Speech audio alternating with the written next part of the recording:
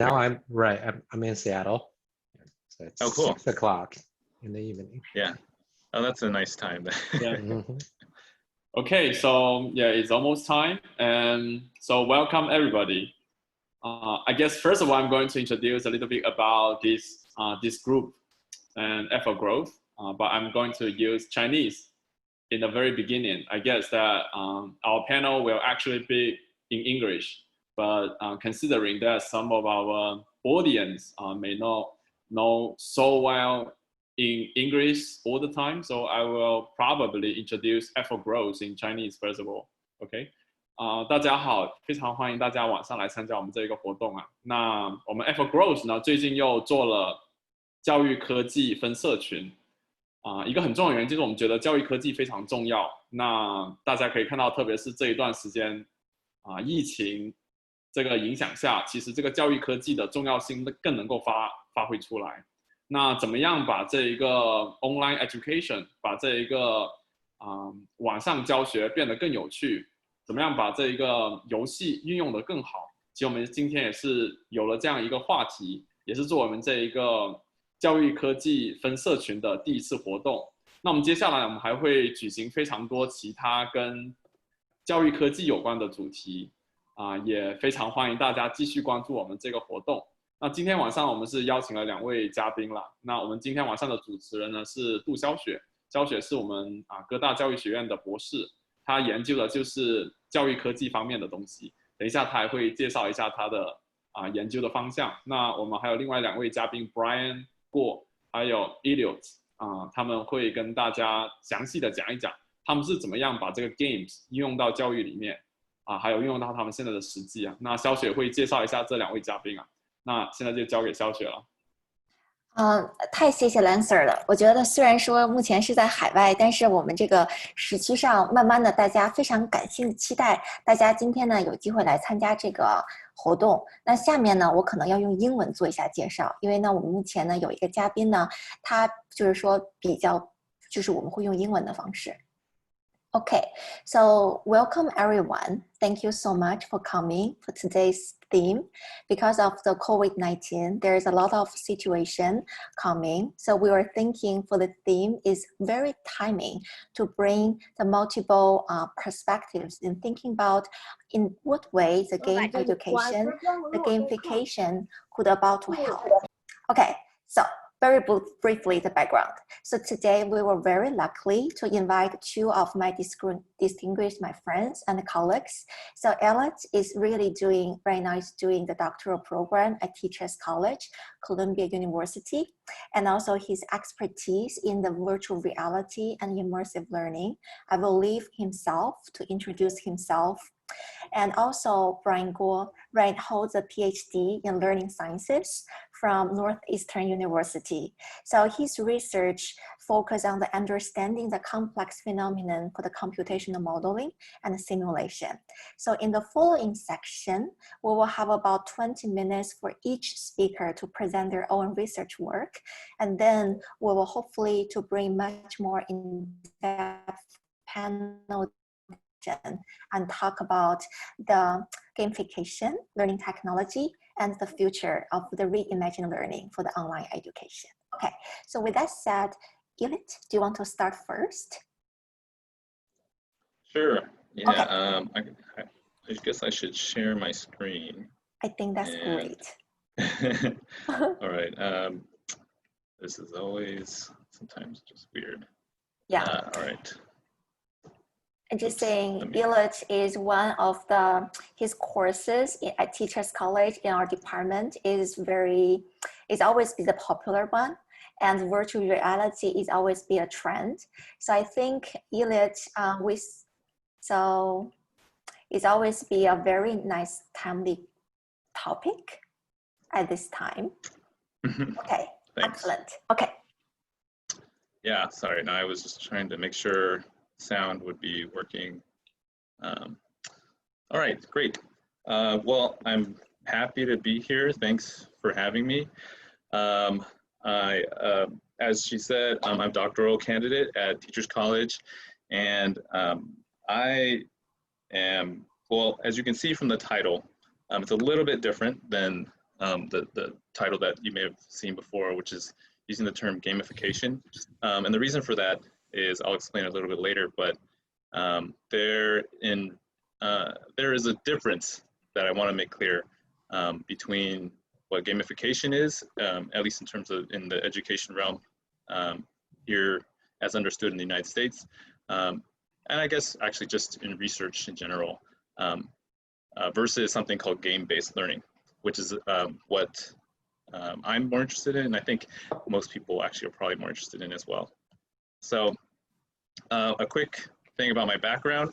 I studied astrophysics at UC Berkeley, and I was a high school physics teacher for over 10 years in the Bay Area over there. I taught in, is this from me? Okay. I taught in both public schools as well as charter schools. And then in 2015, I started my master's program here at Teachers College in New York City. From that, I went into the Doctorate of Education program, and that currently I'm hopefully going to finish within a year, but with this COVID stuff happening, research is just, you know, especially trying to do research with students, children, in schools is just kind of an unknown right now. I guess we'll just ignore that. But also, I have my own kids. I have 3 kids who I have to also try and figure out kind of like how to keep their learning happening while trying to balance my own research as well as what, and my wife works full-time as well. So at Teachers College, I work in something called the Game Research Lab, where what we do is we look at how games can be used and designed for learning in any context. Basically, we look at any kind of game, whether it's a game on smartphones, whether it's digital games like on a PC or through PlayStations or something like that, and even physical board games, which is what this picture is in the background. Is basically we have a huge selection of games that people love to come just play, but we also actually analyze how these games are designed and how they help people learn certain things, whether it's social things like, what do you call it, like working well together with other people, collaborating, or whether it's how to actually like learn how different mechanisms work, like economies or things of that nature. So if you're interested in learn more, I left the website up here for you to see. And then our director is Dr. Joey Lee, who's one of my mentors at Teachers College. So also I apologize, I don't have a timer, so I will hopefully, Xiaoshui, maybe you can let me know if I go over time. Well, no problem. But we will very enjoy for your work. Please take your time. And also, it's really great to see my colleagues, friends be here as a present as our first series. Okay, welcome, okay. And we are ready. Okay. All right. So then another lab that I happen to work in, which I think could be interesting to some of you, is this lab called the Gizmo EdTech Lab, which is run by my advisor, Dr. Sandra Okita. And what we do in there is we look at how innovative technologies, such as like a robot here, or online learning, or like VR, for instance, how they can help students prepare for future learning, as well as just learning in general, or peer learning. So again, you can check out that website if you're interested more in that too.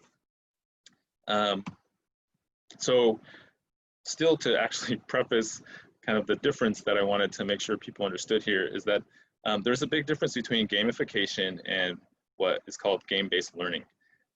So in education, I would say like colloquial terms, gamification is often used simply to mean anytime games are used in a classroom. But that's not entirely accurate, because what gamification is actually about is about how to take game design elements and use them in non-game contexts. And that definition is from Sebastian Dieterding, as well as others in his paper. But what you use them for is mostly to motivate students to either study and learn a new concept, or complete certain things, or to change behaviors. So for example, I have here this picture of what in America we call the Boy Scouts, and they use basically a badge system. You know, when a Boy Scout satisfies some criteria for either like helping somebody or learning how to start a fire in a forest, or a campfire, I mean, then they earn a badge, right? So that's an example of how gamification is used in a non-game context to encourage or motivate people to do something, okay? So this is what I'm not going to be talking about. What I do want to talk about is something called game-based learning, which is where is more focused on the game aspect and then how people use a game to learn or teach something. Okay. Schaefer describes it as a type of gameplay with defined learning outcomes. So in this case, what you start with is a game, and then the teacher or the educator or whoever is trying to use it to teach something has to design a system around that game to kind of pull certain things they want out of the game for the student or for the player. Okay, and so it's different from gamification because in gamification, you know, you're basically just designing ways using game ideas or methods to get them to learn a very specific topic that you start out with at the beginning. But game-based learning, you start with a game and then you try and pull certain things out of the game for somebody to learn. Okay. What's important to note as well is that the designers of these games, and I have a few examples here which I'll briefly talk about, the designers probably were not explicitly trying to get, you know, the players of their game to learn a particular concept. So I'll use Angry Birds as an example. Hopefully people are familiar with that game because it was extremely popular, you know, I don't know, years ago, but there's also a ton of knockoffs that have come from it. But in Angry Birds, right, they're shooting birds, trying to knock a bunch of pigs off platforms and things. And it uses a lot of physics. So I know about this example because I would use it with my students when I was teaching. But I don't think the Angry Birds developers were thinking when they were designing the game, oh, I really want everyone who plays our game to get a better understanding of Newton's laws of motion, you know, or momentum, right? So instead, what me as the teacher or whoever is trying to use this game to motivate students to learn physics, what I have to do, it's my responsibility, is to create an effective way of using the game to help them learn, basically. Okay. And it's not enough to simply have students play a game and expect them to learn, you know, magically the academic concepts that we as teachers or experts may automatically see in a game. Okay. What often has to happen is that the teacher will need to scaffold things or to point them in the right direction, certain ways, like, oh, did you notice how that happened? You know, like in Angry Birds, you know, I don't think when anyone's playing that game, anyone who's not a physics major or something like that, I would say, when they see it, they don't, you know, or what they probably think when they shoot a bird in the air is like, oh, you know, the bird goes up and it must come down, right? That's just like natural kind of human knowledge from how we live our lives. We throw something and it comes back down, you know, but seeing that, they wouldn't be able to say, like, dictate that the vertical velocity of the object at any point in time is equal to the initial velocity plus, you know, the acceleration due to gravity times time, right? So the physics equation wouldn't just naturally come out of playing this game for the students. So what I as a teacher would have to do is, you know, find a way, if I wanted them to learn that equation, how could I get them playing this game where they're just shooting things in the air to eventually lead to, you know, learning what I want them to know. So that's an idea of how, or an example of how game-based learning can occur. And it's very designed and thought out. And there are a few other examples I have here. Civilization is a really engrossing game. It's actually one of my favorite games to just play as like a time suck. But it involves like political conflicts and economics and a whole bunch of different things. This game the picture that I have over here is actually from a game called Portal, which involves problem solving. It's like a puzzle kind of game, but also a lot of spatial reasoning, because what you do is basically you see the orange hole and this blue hole is you are able to create portals into different parts of the room, basically, and it involves a lot of kind of like understanding of three-dimensional spaces and how perspective change. So there's a lot of things like that again, these games are great and they're super fun to play, and that's why we use them, because they're motivating. But then the important part is, how do you take this really fun game and get students to understand, you know, the kind of like academic concepts behind them. All right. So my specific research is in virtual reality and how science education can be enhanced through it. I have a video here that I want to show you, and I'll talk while the video is playing. But what I've done is basically created a, oops, let me turn this down. Okay. Make that bigger. All right. So is the video playing for you guys? Xiaoshui, can I get a thumbs up if you see the video? I could not see the video now, but if you start. Oh, okay. I think I probably, here, let me do this then. Maybe you share. That's yeah. the way to work. Okay, Yes. there we go. It sounds perfect. All right. Okay. Okay, so you'll see in the bottom corner is the real life picture of me with the VR headset and hand controllers, and then in the larger picture, it's the digital, what do you call it, VR environment that I designed. So, and I apologize for the choppiness. It's actually the video recording software I used was not fast enough or something, so it didn't look very good.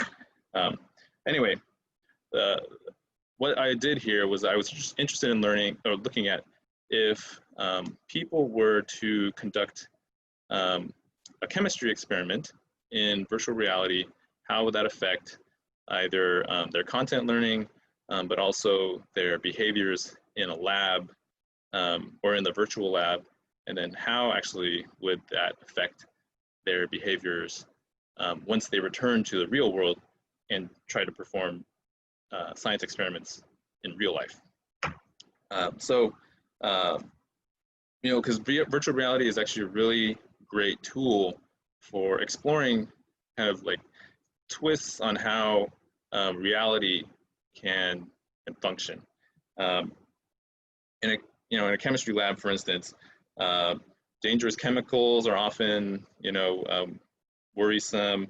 You could have broken glassware, fires can occur, but in virtual reality, you don't have to worry about that harming a student, right? Which is great for practice and things like that. But again, if students were to say practice doing chemistry experiments in virtual reality a lot, and then went into the real world, you know, would that actually change the way they behave? But before that, just as a tool, it is a really intriguing kind of thing that to look at. So that's why it's my area of research. In this case, this version that I have here, there is no game element to it. This is like basically a simulation of real life. But the game part comes in on the next part, which, sorry, it's going to be a lot of stopping and going here. Let me just stop it real quick, and then I'll get my next video. There we go. All right. And then zoom. All right. Oops, sorry, same video. let's see, where am I trying to go here? Let me close this. There we go. Okay. All right. Oh, back. All right. So what I was saying is that the game part of what I'm trying to sort of implement in the virtual reality science laboratory is I wanted to use it to both motivate students to study molecular chemistry, as well as just sort of look and try and analyze how the special affordances of virtual reality could be used for learning science. So I have, oops, sorry. I apologize for all this jumping back and forth. This is what I wanted to show you. All right. So this other virtual reality experience is an actual game that I developed where you all of a sudden get zoomed into the beaker that was being used in that previous chemistry laboratory. And so now the student, after having done some of the experiment, they combine some chemicals, and then all of a sudden they get sucked into this beaker, and now their perspective is, they've been shrunk to the size of an atom, and they need to act as what I call the catalyst, where I'm trying to introduce chemistry vocabulary. They need to act as the catalyst to try and get this chemical reaction to happen. Okay, but what is great again about virtual reality, in this case, is that it immerses a person into situations that are normally unattainable, right? None of us can be shrunk to the size of an atom and then enter a beaker and then sort of see the actual atoms combining and recombining and breaking apart and things like that. But with virtual reality, we can sort of integrate it into a place where you're at human size doing something, and then all of a sudden you get shrunk down to something, a new perspective, and it forces the person to kind of like recalibrate and understand what's going on, and then hopefully that enables them to have a interesting learning experience. Okay. So let me see. Yeah, let me get back to the PowerPoint slide. Okay.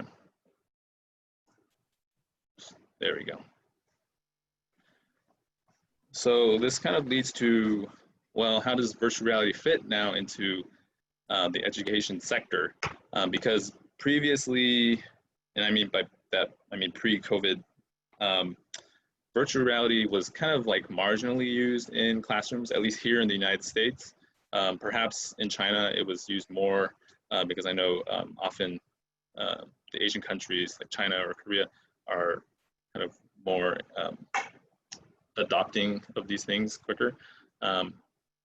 But in the US, the use of VR was mainly restricted to low-end experiences where students would have something called like either a Google Cardboard or Samsung Gear VR, something that used a cell phone that would stick into a headset, and then they would just wear it around. And mostly it was only used for like virtual field trips, which in the context of a classroom in America, that's like kind of sometimes exactly what they needed, just to get out of the four walls and escape to places that they normally couldn't go.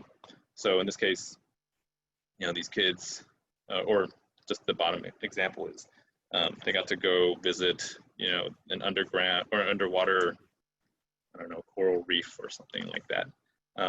But the problem that a lot of educators ran into with this, even with these kind of like low-end VR experiences, is that there's a lot of implementation issues with it.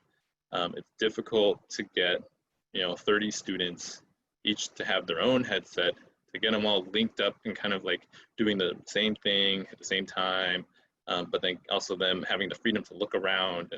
And I thought Google actually did a very good job with their expeditions program. So hopefully, I mean, it still continues, but again, as sort of the experience of school shifts, that kind of experience or that kind of implementation may not be actually that necessary. Which brings me to what current possibilities might be for VR. Because now that online and distance learning has started to basically be forced upon people and has to ramp up, then you know, it begs the question of, well, digitally, how can we try and sort of take advantage of the situation we're in to help kids still be able to learn in new ways. So I didn't want to risk sounding like well, in English, we call it like a fanboy of VR, but I mean, you probably can guess I am because I'm doing my research on this. I'm spending my whole life kind of looking at this stuff. But I do think VR is actually a very useful tool and could be really effective in a lot of ways for education. So as I said before, you know, it allows for safer things for students, hands-on learning.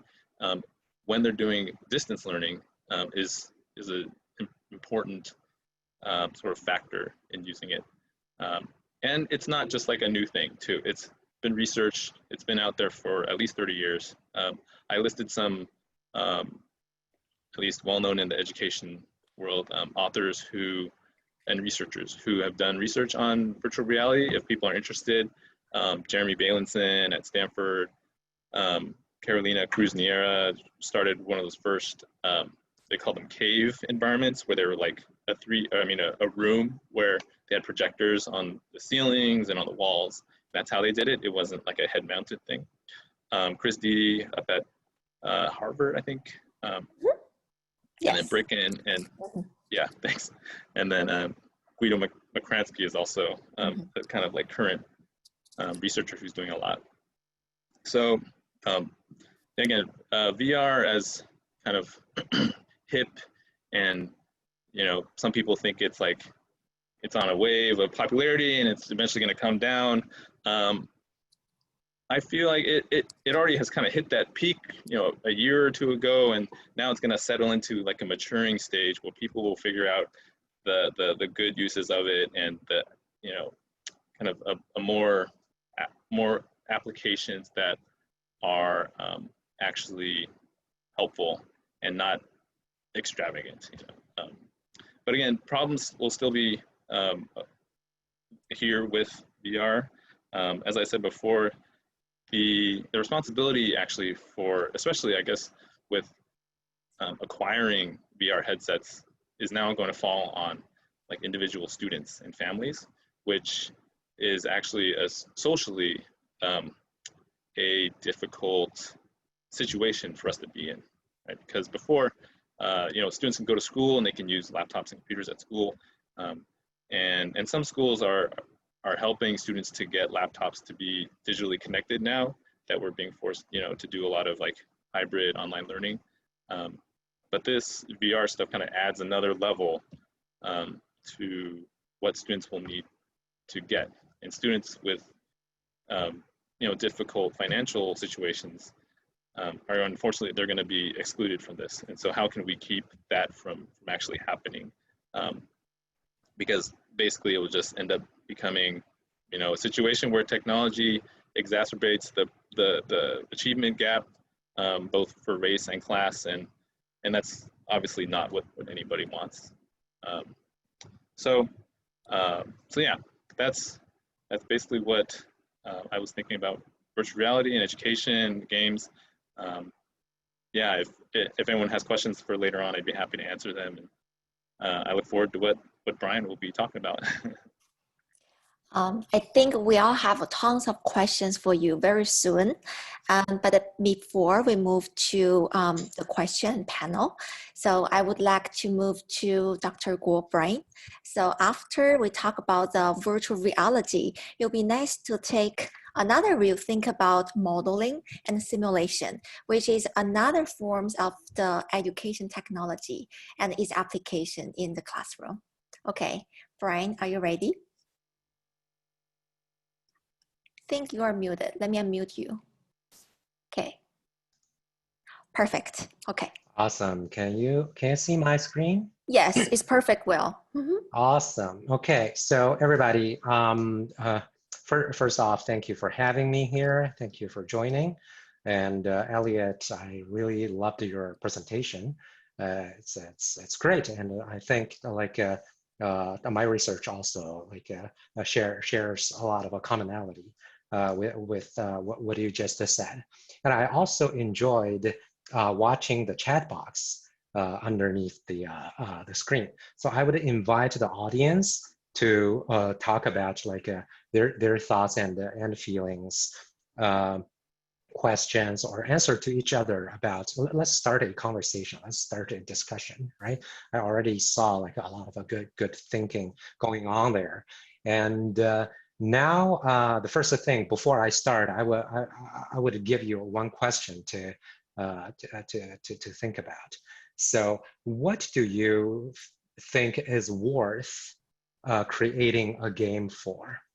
So I don't know if that's if that's a clear question, but if you want to create one game or one gamification, what topic would that be? For Elliot, that's clear. It's chemistry, right? It's like the VR game of chemical reactions. But I know here are a lot of researchers, entrepreneurs, and gamers. What would you like to create? Okay, that's one question for you to have on mind. And now I will start my presentation. Full screen. Whoops. Swap screen. So do you now see the audience mode? Awesome. Okay. All right. So so the topic of my presentation is spreading powerful ideas through gamification of scientific practices. Well, now I'm a little hesitant to call it gamification because what Elliot just said, maybe it's game-based learning, maybe it's gamification, and it's important to draw the distinction. But just bear with me and let's proceed, and you can decide if that's game or gamification or it's something else. Okay. All right, so let's keep going. So this is something about me. Currently, I'm a learning and development specialist at Amazon. And currently I'm doing some executive development. Before that, I was a PhD student and a graduate researcher at the Center for Connected Learning and Computer-Based Modeling, Northwestern University, not Northeastern, okay? And before that, I was an instructional designer at Oklahoma State University, teaching the professors how to teach. That sounds a little interesting. And before that, I got a master in education in instructional psychology and technology from the University of Oklahoma. Before that, I was back in China and I was a teacher at Beijing Sizhong. And before that, I got a bachelor's of arts and a bachelor of science from Beijing Shifan Daxue. Okay, right, that's something about me. Okay, here's an overview. So first off, I don't know if you already have an answer about what you want to gamify or what kind of a game you want to create, but I can share my thoughts on that. What to gamify, how to gamify, right? And especially on the science and social science topics, right? And the second part of my presentation is called Mind the Gap. It's a participatory simulation. I will explain what it is, but it's my dissertation research. That's what I spent the last 6 years of my life working on. Okay, I'll show you the design of the game, and I'll show you some of the findings from some experiments when I ran the game with the students, and then we can move on to Q&A. Okay. So first off, what to gamify? In my opinion, there's a lot of things to gamify, right? But my research is in STEM education. So I think to gamify authentic scientific practices, that's important. right? Just like what Elliot did, right? So it's like conducting experiments, right? It's not just about the science concept or not about like scientific knowledge. It's about the practices. It's about what the real scientists think that are important. It's about like the tools and like the methods the real scientists use. Only when we like do those things, we really understand science, right? And I feel like one thing that's particularly interesting to me is computational modeling. For example, it's very important, especially during this like a COVID-19 situation, right? So you can use computational models to predict the trend of COVID-19, the spread and like the infection rates and the death rate, things like that, right? But like computational modeling, it's kind of a lot of people are intimidated by thinking or talking about that, right? It has a high threshold. If you are not very good at like a math or data, it's kind of hard to understand, right? I'll give you an example. For example, look at this. This is a 5-parameter logistic growth model of COVID-19, right? I feel like we can spend the rest of today's session talk about this formula and what this thing all means, right? It would take us a while to really get what this thing is, right? And this thing is done by real scientists like 2 months ago, trying to predict the COVID-19, right? And I would offer you like a alternative way to understand what that formula is. So basically, I will try to explain it in 3 minutes instead of walking you through the math. And I have done this to elementary school students, and I could explain this and they can understand what it is. So if you change like a representational system, right? We don't use mathematical formula to do this model, but I'm showing you a simulation software, and maybe that can help you with what that formula is talking about, right? So okay, so here is the simulation software. It's called NetLogo. It's created by my advisor at Northwestern, Ori Walensky. And a lot of real scientists use this thing to, for example, predict like a infection, right? Let's see. It looks like really simplistic, right? It even looks a little childish, but let's see what it does. Okay. So basically, if you look at it here, if you look at the black view, there are a lot of little people here, right? And one of them is red. So basically, what we're doing here is that we want to simulate the spread of COVID, or like a spread of any contagious disease, right? So this is like a micro world, right? With a few people. How many? 200. I can change how many there are, right? I can change it to like at most 500, right? I can. Let's go with 200. Right? 199 is fine, right? I can say like how many of them are infected. Let's start with one person is infected somehow. Maybe they ate some bats. I don't know, but somehow they got the disease, right?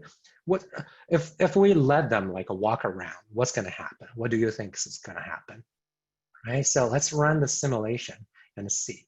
So that person like infected another person, right? And let's see what's gonna keep going. Yeah, these people like walk around, but nobody got infected. Oh, there's one more, because when they walk around, they kind of follow a little algorithm, like in the radius of their immediate surrounding. if there is a person, there is a chance, right, to get the other one infected.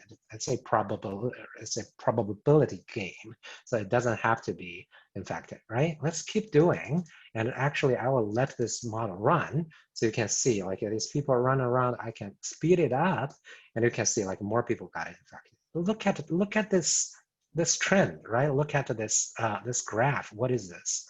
So basically, as time goes by, like the percentage of the population got infected, right? Until there's no one left to infect.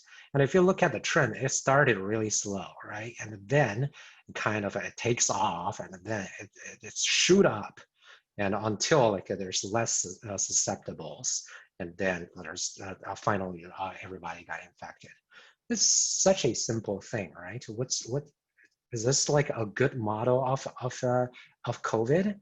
Let's take a look. So look at this. This is a paper published on a scientific journal, right?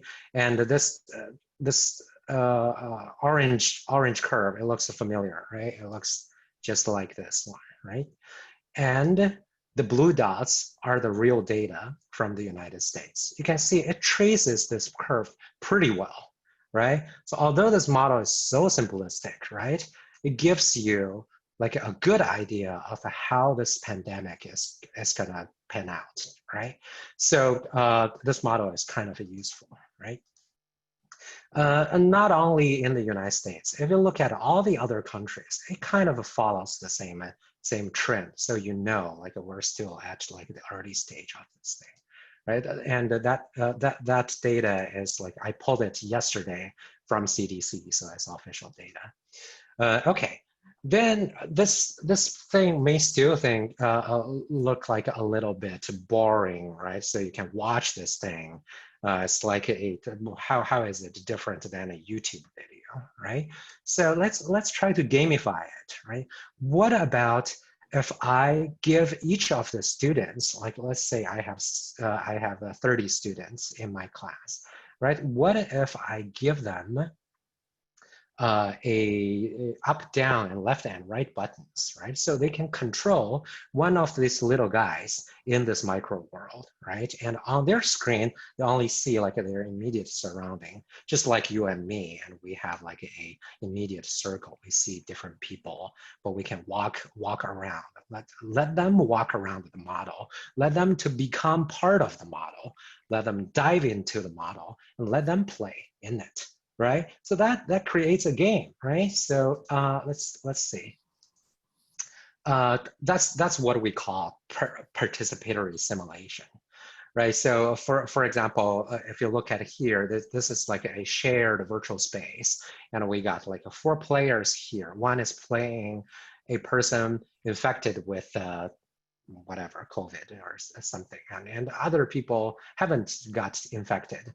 If we let the students run the game, what do you think is going to happen, right? So according to my experience, most of the times, this infected person would chase other people like around and try to get them infected, and that becomes like a really interesting game for the students, right? But while they are playing with it, they kind of get an idea, like a lot of the important concepts about the pandemic, for example, the infection rate, the latency period, the density of the population, things like that, right? So basically what they are doing while they are playing the game is that they are co-constructing the simulation. They're co-constructing the curve. They become dots on the curve. They become part of the simulation. They dive into the model, and then they stepping out and observe what is happening. They make sense of the phenomena, right? So the next time when they see a curve published by CDC, when they hear things about COVID on the news, they have a better understanding of what it is, right? So maybe it's not so hard to convince people to wear a face mask, right? I find interesting this that it's especially hard in the States, right? Some parts of right. Right. Yeah. We'll just a couple more minutes, and then we'll start the panel. Okay, Bryan. Sure. Yeah. Excellent. So okay. yeah. So basically, that's the first part of the presentation, and the second half, I will quickly present my research on a different phenomena, which is like wealth inequality in the United States, right? Basically, the design of the game is pretty similar to what I just showed you. And I was to highlight on some of the findings of the studies. Basically, you as an educator, as an educational researcher, you are going to ask, okay, my students had fun playing this game, but what did they learn, right? I'll show you what they learned. Basically, while they are playing with it, they showed high engagement, and there was cognitive gains, and there was attitudinal gains. Okay, so basically, why wealth inequality is important as an important topic. It's causing a lot of problems, and it's hard to understand, and people have a very stubborn understanding of it. I'm not saying who is right, who is wrong, but yeah, it's people's mind around this is very hard to change, right? People think the wealth is distributed this way, but actually they underestimate it. So actually, it's a very skewed distribution. The rich are much richer than you think, and the poor are much poorer than you think, right? So here is a simulation of wealth distribution. The yellow stuff is like the resources. The dark yellow parts are like rich resources, like in New York City, right? With opportunities. The lighter ones are like rural places, and these little dots are people, right? So they just they move around when they try to get to like richer places. These people, they are too poor, and maybe they just can't afford to move, right? This is a real computational model used by social computational scientists. Okay, and yeah, and basically, I created this game, letting students control each of these little people, so they can move around, right? And it looks like this. So it's a multiple participants game, and there are actually 3 levels. We don't have time to go deep into it, but this is what it was like, right? The students were running the game on their computers, and I was teaching them, right? And I also did the treatment versus control. So for treatment, they played the game. For control, they watched a very good documentary about inequality. I highly recommend it. If you have time, take a look. It's called Inequality for All. Okay, and here are some findings that they enjoyed the process. And the knowledge change, basically, they had significantly improved their estimate of the real world inequality level, and it retained after 7 weeks. Okay, and attitudinal change, they had like significant shifts towards a less individualistic stance, right? So they think it's more important to help the poor people. Okay, that's it. And I glossed over a lot of the things. So if you have further questions, here are my contact, and welcome to continue the conversation. Well, that's great. And thank you so much for all of your wonderful presenters. So originally, we're trying to put this panel together is we are trying to bring 3 major perspectives. So Elliot is very good gamification, simulation, and for personally, my advisor always telling me, unless you empower the teacher with the technology, then you cannot do anything with it, because teacher is the key to make the change. So it's very nice. Now let's ready for our debate. I guess I will run the privilege to ask our presenter 2 questions. Okay, my first question is, what do you think, either from the VR or simulation, gave the students think in a new perspective? So what do you think the tool itself is really uncover the students' thinking and allow them to think in a new way? Okay, so I would like to invite Alec to start first. Okay? Sure. Yeah, virtual reality has been used a lot actually in like empathy research, where there are virtual reality experiences of being like a homeless person on the street, or experiences of just being somebody else. Like for instance, in the United States, we have a lot of race issues, unfortunately. And so one of the most interesting ones I saw recently was a VR experience about growing up as an African-American man and the different types of discrimination that they experience that if you're not African-American, you most of the time will not understand it. And from this research, they found that a lot of people's perspectives changed because when you're in virtual reality, you sort of embody this new person, and you go through and feel firsthand what it's like to be that other person.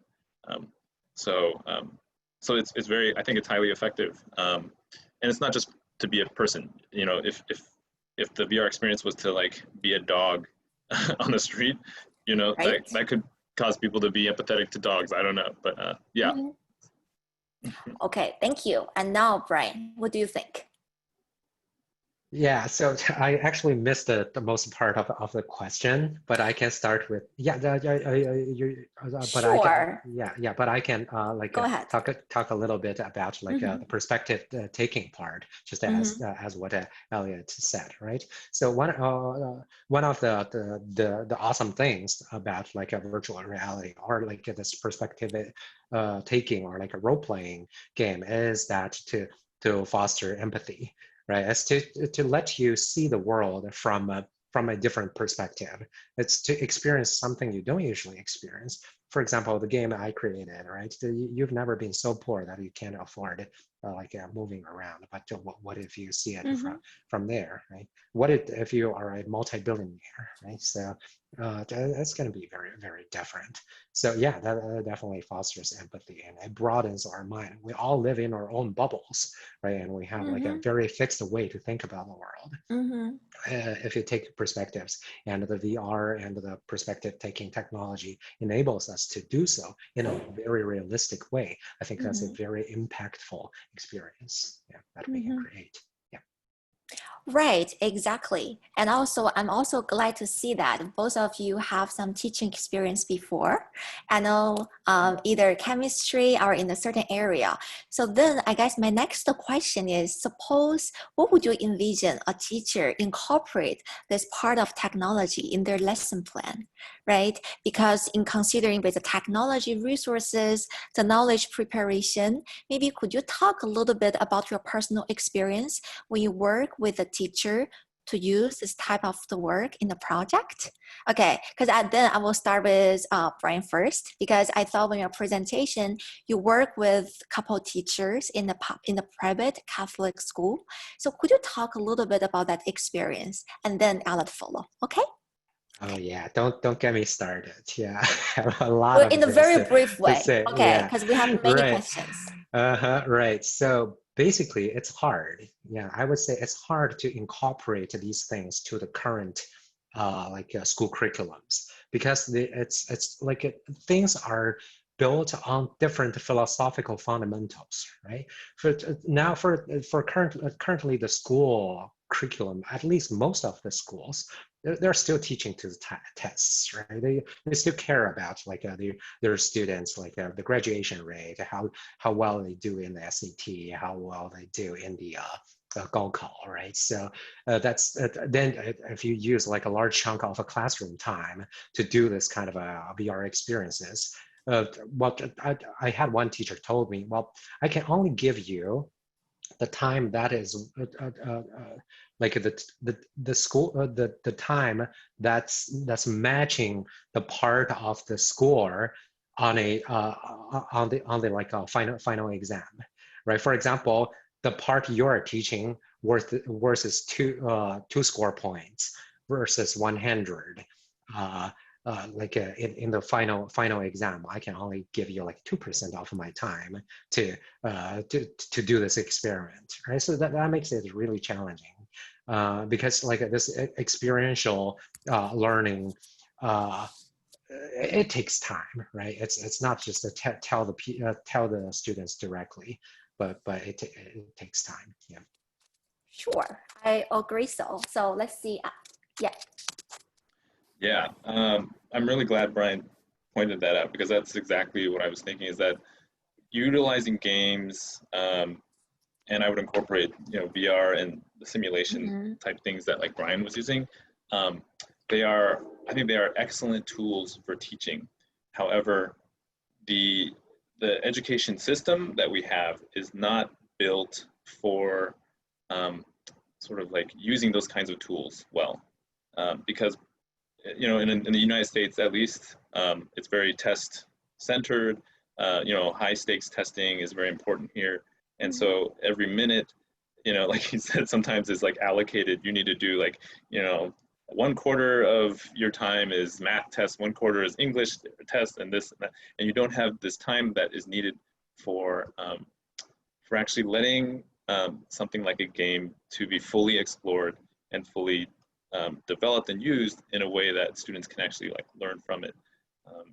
If anyone's played a game in the past, you know, it's not like super high efficient, you know, I must do every single move right and do everything in the shortest amount of time. It's like sometimes it's a lazy meandering path through the game. Sometimes you go off on a side quest, you know, if it's an RPG. Sometimes some people just like focusing on collecting as many coins as they can. And they learn very valuable things through this.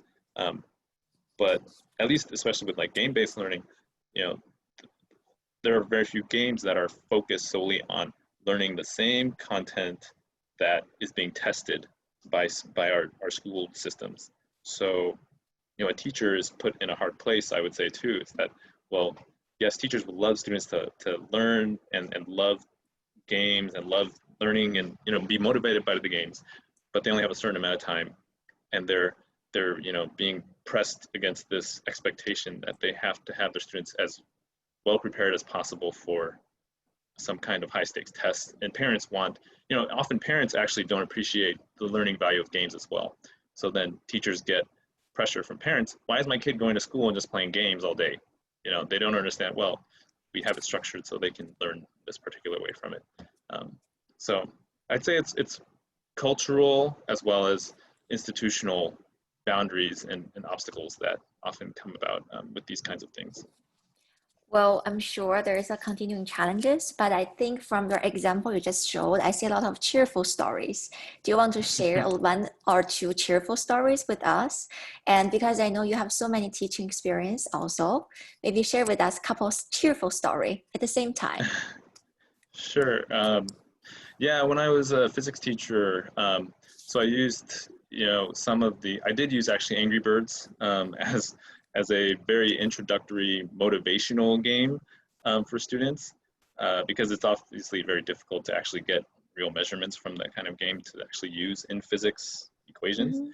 But there was a game that I used called Kerbal Space Program, which I had listed it in the previous slide, but it's basically a game where students are like the head of a space agency, and so they have both the sort of the responsibility to create an agency that is able to, you know, manage its funds and do research, but also to like physically build a rocket that will get them into space. And the way that the people made this game, it's very accurate in terms of like physics needed and rockets and how rockets can be designed. And so I used it as not a like quantitative kind of measure of, you know, do they understand that force equals mass times acceleration, and, you know, this amount is equal to that amount times that amount, but more like, well, do you see the relationship that if you have a whole bunch of pieces on a rocket, you're going to need much bigger rockets to actually get it into space, right? To accelerate it off Earth. So it was sort of aimed at conceptual understandings, but it took a lot of scaffolding, a lot of work on my part to both understand how the game worked and then how to like get students to, you know, kind of get the ideas I wanted them to get. But they loved the game. They actually, like kind of Bryan was saying with his simulation, they, you know, he gave students control and they just try and infect as many people as possible, right? And in the same way, when I was teaching physics, you know, I gave students control over building a rocket, and all they wanted to do was try and create the biggest explosion possible. And so they would just fly rockets and then shoot it straight back down the ground and cause an explosion. And that's what they enjoyed doing. And, you know, I had to try and fit that into a learning experience. But I think it's sometimes just human nature. We want to see destruction sometimes, and hopefully we can use it to, you know, in games. It's fine because, you know, you can learn from it and there's no permanent harm. Mm-hmm. Well, I'm sure that's a very cheerful story, especially the students is able to get certain extra motivation and from the games, etc. Mm-hmm. And also my next question, thank you. And my next question for Bryan is, because I think in your research, you talk about when students play the game with the simulation, they did have a certain cognitive gain. And through, are you referring to much more content knowledge? Or you are more referring to the problem solving skills? Or could you elaborate a little bit? Because right now, modeling, computational thinking, problem solving, inquiry-based learning is have so much, it's not jargons, but there's so many terms in the different way. So I'm just curious how you would think about your students get benefited from the simulation games. Okay. Sure. Yeah. Let me reshare this slide and we can all walk through it a little more closely. I can tell you exactly I measured these things. I don't want to claim too much, what I achieved, but let's see what can be achieved. Okay. So for example, like the knowledge change, well, it's more cognitive change. It's knowledge is part of it. So basically, the treatment groups that had significant improvements in estimating the real world inequality level. So what does that mean? So basically, I asked them this question. I was asking them, okay, so if we cut the population into 5 buckets, right? So the richest 20% of the Americans own approximately what percentage of the America's wealth, right? The next 20% owns how much of the American wealth, right? I asked them to estimate this. So before they played the game, they were way off. They thought it's pretty equal, right? Mm-hmm. And afterwards, they gave me the estimation, which is still not as skewed as the reality, but close, right? So that's what this finding means. So that's inequality level, right? And this thing, don't think this is a thing that you can tell them, right? Because I told them, and in the control group, right? There was a Robert Reich. He is the previous Secretary of Labor under the Clinton administration, and he taught this at UC Berkeley or somewhere. He taught so many lessons. Like he gave this data directly to the people. But what do you think happened afterwards? After watching this documentary, and I asked the control group to estimate the real world inequality level, they still fall back to like the pre-test level. There's no change. So basically telling them the reality, how skewed the wealth distribution is, doesn't do the work. They have to play the game, but not have to play the game. Mm-hmm. But after playing the game, they had this cognitive change, and that thing retained after 7 weeks. After I did a follow-up survey, they still mm-hmm. think as skewed. So that's what kind of a cognitive change I'm talking about, right? So I don't know if this is a good enough answer, or you want me to dive into more details about this.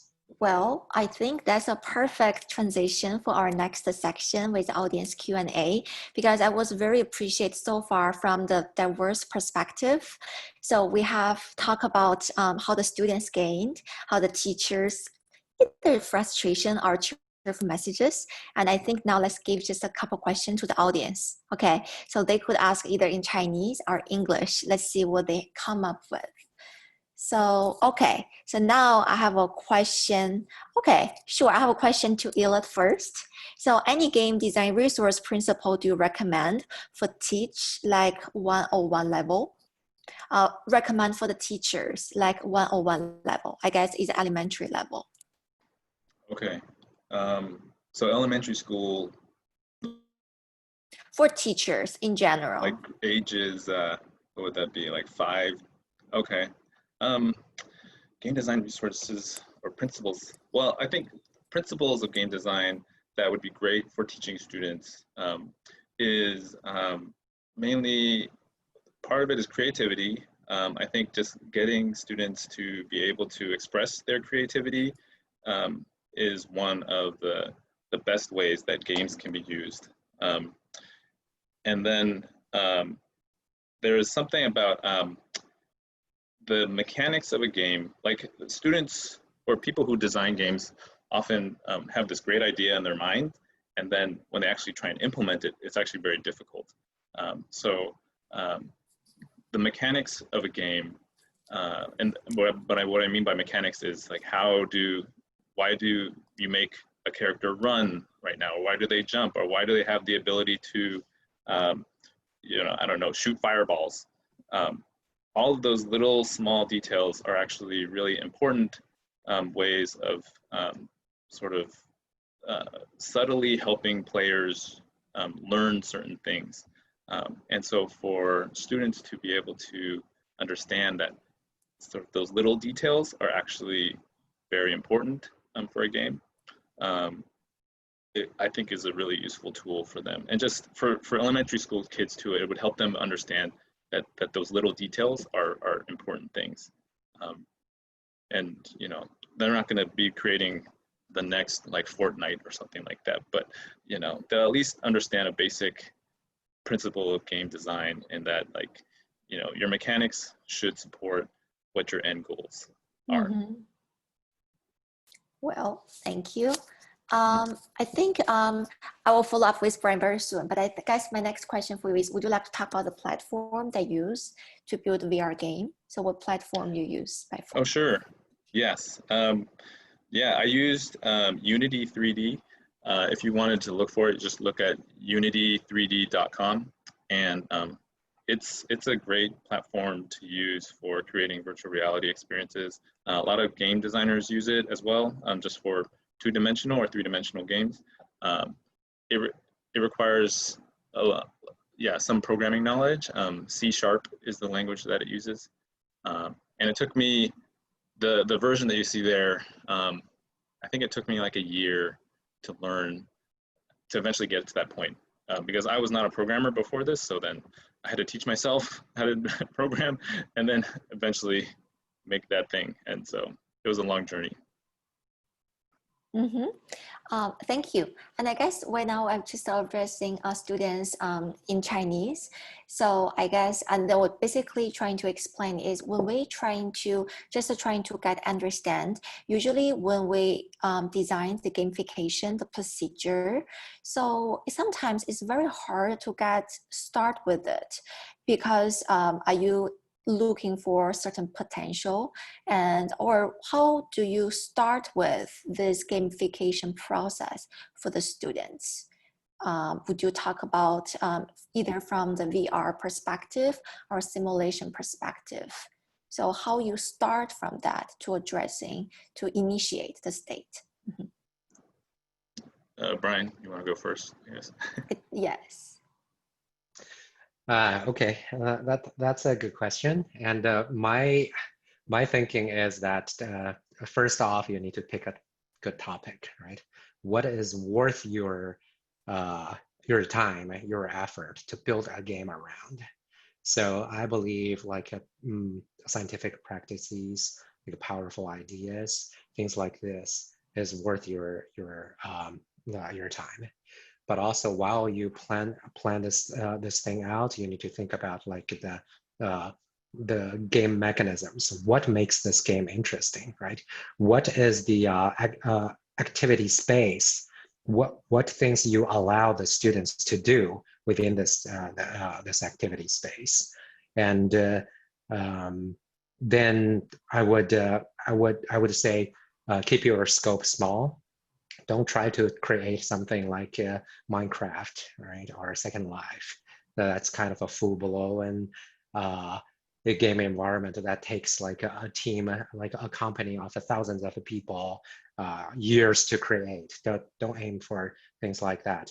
To focus on like things that are very specific and start a prototype and iterate around it. So that's how you can build your own game. Yeah, and thank you, Bryan. And then I think the audience add one more. So basically they were saying, when we design the game to start with, do we usually aim high, like creative thinking, or start with knowledge and content? So I guess, Elliot, do you want to try to address? Yeah, I mean, that's tricky. I mean, I would say, you know, whatever your idea is, go for your idea. And, you know, because if you want to create a game that is like creative, I mean, like Bryan said, don't shoot for like a Minecraft level game, but do a simple game where, I don't know, you're creating like colors, you know, or it could be very simple graphics even, or it's just about like placing colors in certain places and what will happen or something like that. So in that way, you know, a game that promotes creativity doesn't have to be very, very complicated. It can actually just, as long as you give players the freedom to, you know, do certain things, then it can be relatively easy to create and still give an enjoyable experience. You know, what some of the best games out there are very, very simple, both in graphics and in like control and how you do things, but they hit on this great I don't know, playing mechanism or learning idea that just people really relate to. And so often a really good idea, well implemented, is better than the most beautiful game out there or the most complex kind of programmed game. I think that's a good transition to the next question. Is I think we have two audience addressing the similar question. Is would you recommend certain experiences virtually good for the students, and also any potential games educationally appropriate that could be them for the students to practice in their leisure time? I guess, do you want to go first, and then Bryan? Yeah. Okay. Sure. Some games that I mean, like, let's use my kids for an example, like, since they're like the guinea pigs for everything I look at. I let them play Minecraft a lot. I think Minecraft is a great example of it's almost actually in the definition, if people are paying attention, the definition of that I had for what a game is in my slides, it almost doesn't actually fit the definition because this is from researchers Salin and Zimmerman, but they said a game needs to have like an artificial conflict, needs to have rules, and it needs to have like an attainable or quantifiable outcome or a goal. And in Minecraft, there actually is a way to play it where there is a goal, where you like kill a dragon, but there's also a way to play it where it's literally just wide open. You create whatever you want, you know, and there's videos on YouTube of people creating like massively complex things, and it's just beautiful things that you're kind of like, wow, the humans are actually very, you know, kind of amazing people when you could think of it, and they just use this like this kind of silly game to make something. And for kids, it's actually really helpful because often, you know, when I play games with my kids, I have more experience with games and more skill, I would say, in certain things. But letting kids play games, they become their own controllers of, you know, their worlds, and they create their own things, and they become experts in that. And my kids now teach me things about Minecraft that like I didn't know. So I really like that game. Basically any game that allows people the freedom to like create things, I always find is super helpful. And obviously I don't let them play games where they're like shooting a whole bunch of people, you know. Like Fortnite is a boundary line there, because like you do create things in Fortnite, but the goal is still to like, you know, shoot and destroy other people, which I don't like to promote that with my kids. So, you know, that's like something I wouldn't let them play really. But there was, yeah, other games like that, like Purple Space Program. Someone in the chat had mentioned Universe Sandbox, which is also a really, really cool thing to play with. It's not a game, but, you know, still is really fun kind of thing to play. So yeah, things like that I would recommend. Well, thank you. I think I have one question, I think for Bryan, and then I think the audience have one question for both of you. Okay, so and for Bryan, so I think there is a chat box with a Chinese question. I will translate in English, but I think you can read more authentic text to get a little bit more sense. Okay, so basically, I think there's a thinking is gamification and education is a little bit paradox. So is sometimes how could we really balancing the purpose of the game and also the purpose of the education? So, and also we as the teacher, there's always the parents need really think about really to what extent certain game could promote the students' cognitive capability and also extend interests, while at the same time, they also need to considering the certain game mechanics. So why don't you address this question, Bryan? Oh, wow. That's a good one. And I don't know, I kind of recognize who asked this question. So it seems like to be a student that I had when I was teaching at Beijing No. 4 High School. So yeah, 四中的同学你好.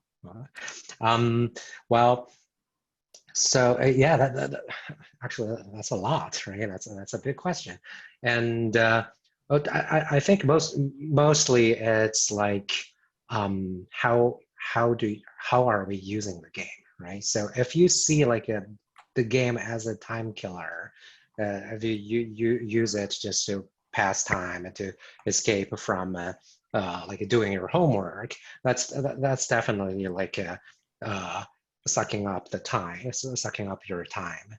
But like it really depends on like what game you're playing, how you're playing, and how to set the balance. You learn a lot of things from any game that you play, right?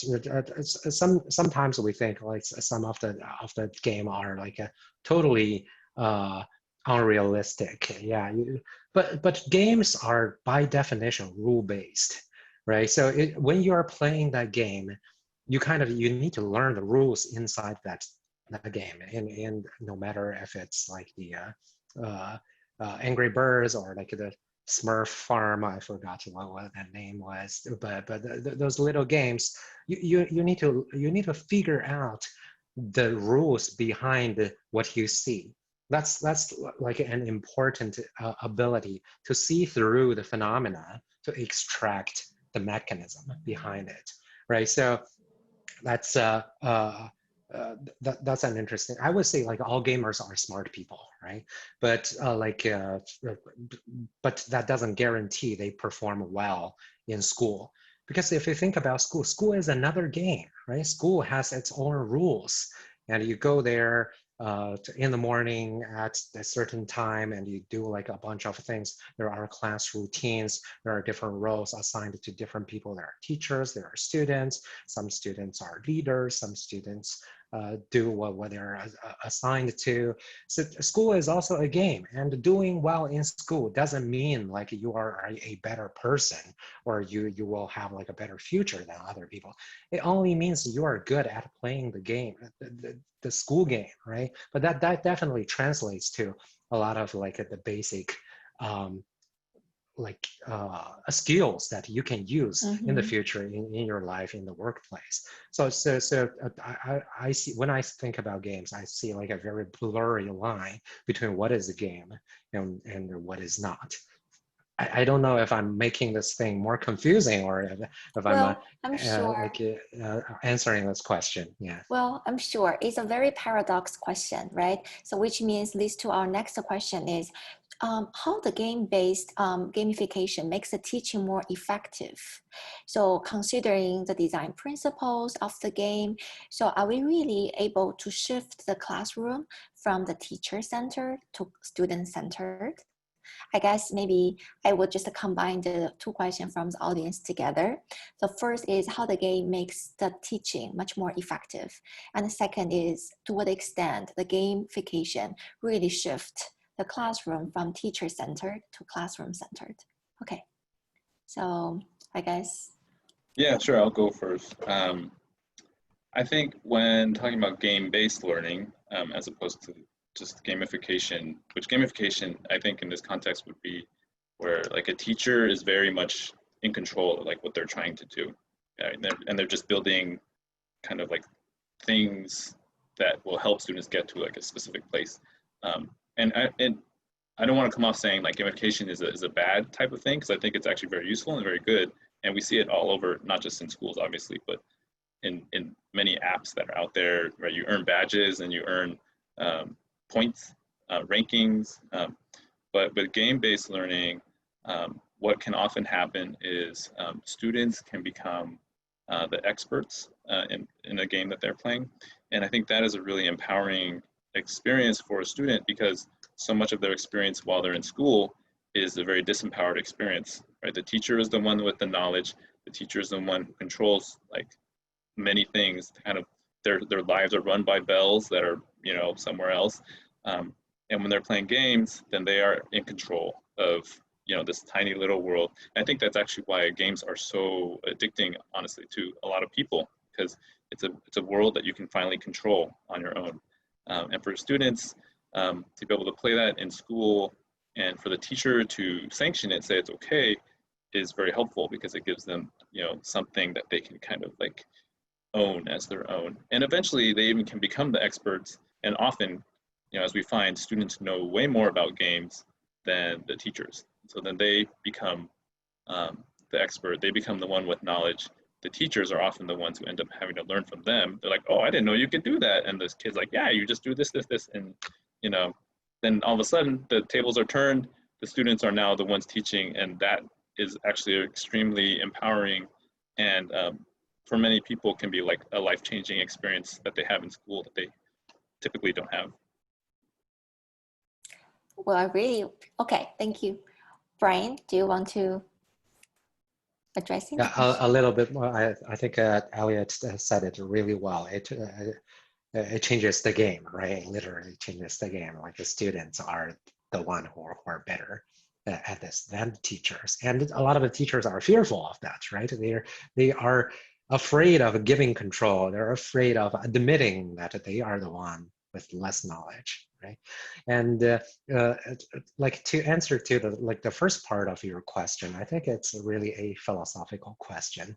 As the first part of the question was like, how do you use game to make classroom teaching more effective, right? Or like more efficient? I think that's really a paradox, right? So if you use the game to fit in like the existing school structure, and it doesn't necessarily make your teaching more effective. Maybe it will slow you down, right? Maybe it doesn't help you address your learning objectives. Maybe it will not outperform other teachers who teach to the test if you let your students just play games. But we need to, when we think about this thing, we need to look at the future, right? I just mentioned like school is just a game, right?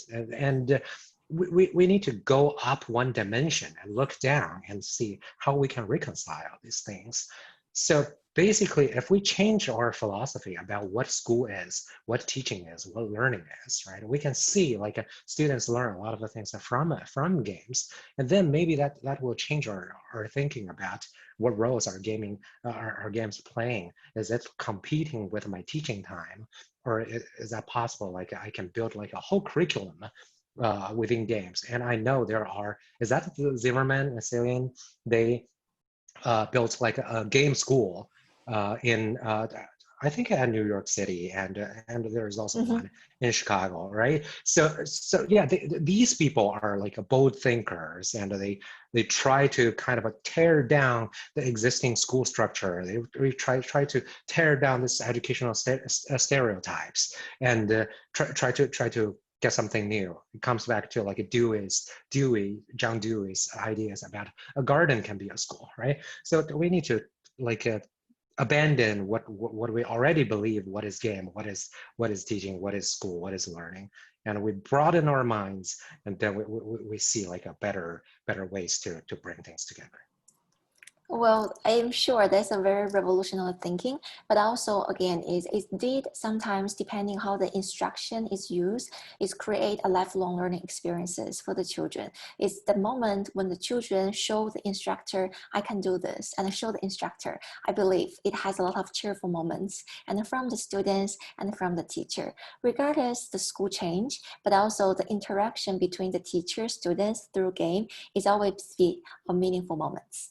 Okay, so with that said, I was very delighted. Thank you for the audience patience. Now I'm just hand back to Hu-Au, and thank you for two of your wonderful presenter. We are very delighted you are here tonight and share your insights with us. Okay, Lancer. Okay, so thank you for the wonderful panel talk and the presentation. You know, I can see the two different perspectives from the two speakers, and it's very inspiring. And actually, gamification or different ways of learning is also very, I would say that, controversial on one hand. On the other hand, difficult to achieve, especially when we are still like focused on this exam, especially in China, exam-oriented system. So I remember one sentence: not everything counts matters, and not everything matters can be counted. Because, you know, we're always using the numbers, right, to try to measure the students' performance. But sometimes mindset, creativity, critical thinking, these kind of things cannot be taught using those numbers, using those standard way of teaching. Okay, so this is the ending, and I'm going to turn into the Chinese channel again. 那非常感谢今天晚上大家来参加我们这个活动。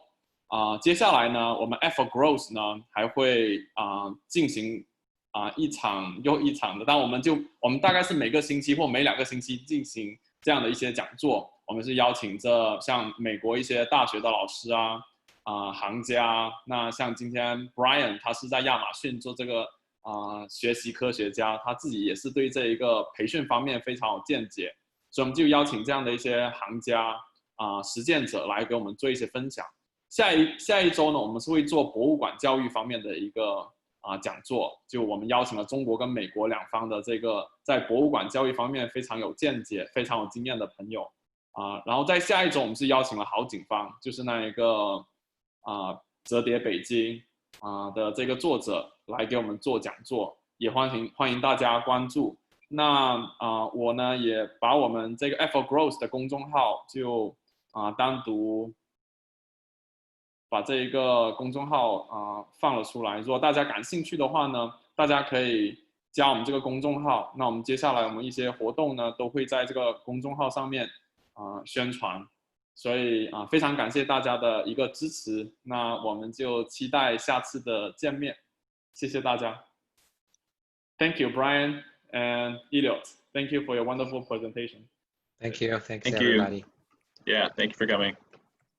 小雪 thank you for your wonderful No problem. Yeah. So have a good night, everyone. Have a good day. Hey. 再见了大家，下次见。